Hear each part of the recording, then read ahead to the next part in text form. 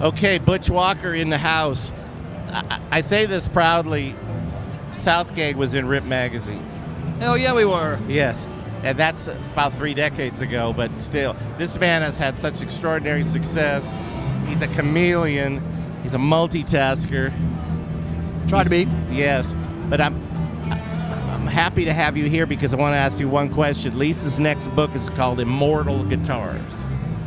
If you could go through time in a Twilight Zone sort of fashion and hold or play one guitar in the history of rock and roll, what guitar would that be?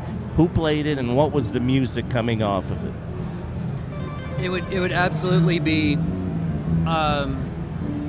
it would be the black and yellow parts guitar that Eddie Van Halen was holding on Van Halen 1. I believe it was on Van Halen 1 on Right. the cover.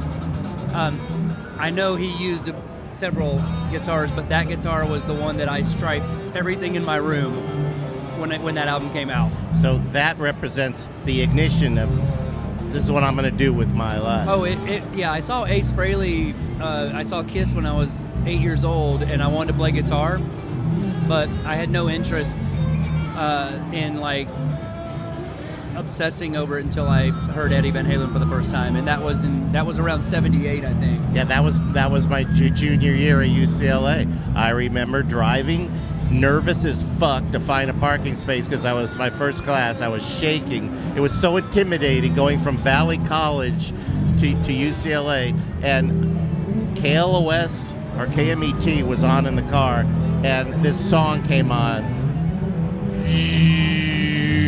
Boom, boom, boom, boom, boom, and that piano and that, and I stopped. I went, what the fuck? I know. And I listened to it. I sat in my car, and then all of a sudden I didn't care about getting to class on time. I had to hear who was that. It was amazing. That was my first. Running with the Devil. It was the first Yes. song on the first album. That's right. And the first memory that you have of that band and that Yeah. guitar player. So I felt that same thing. And there are a lot of people have sat here, and the most archetype response has been the Hendrix Strat from Woodstock and Monterey Pop. Okay.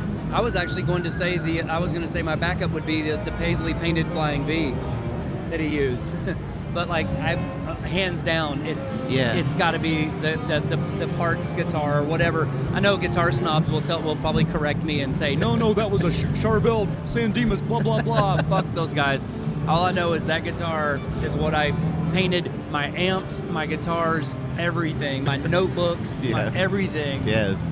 Like that. Well, you're sitting in front of Randy Rhoads' Flying V. And that's a pretty beastly guitar. They're beastly. Yeah. So the essence of this book and what she does is the men are mortal, but the axes are immortal. Yeah. And they're made immortal by both the music and the musician that played it. They live on. That's why she takes such reverence with the way she photographs these guitars. That's awesome.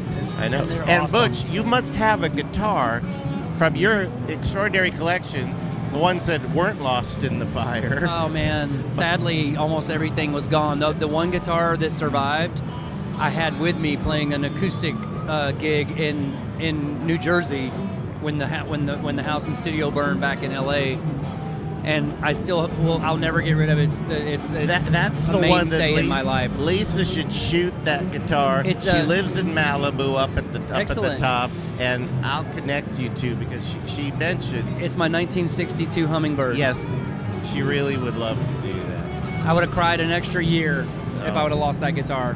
I wrote many a song on that thing. Yeah, still do. I know. It's quite prolific. That's all, brother. Thank you very much.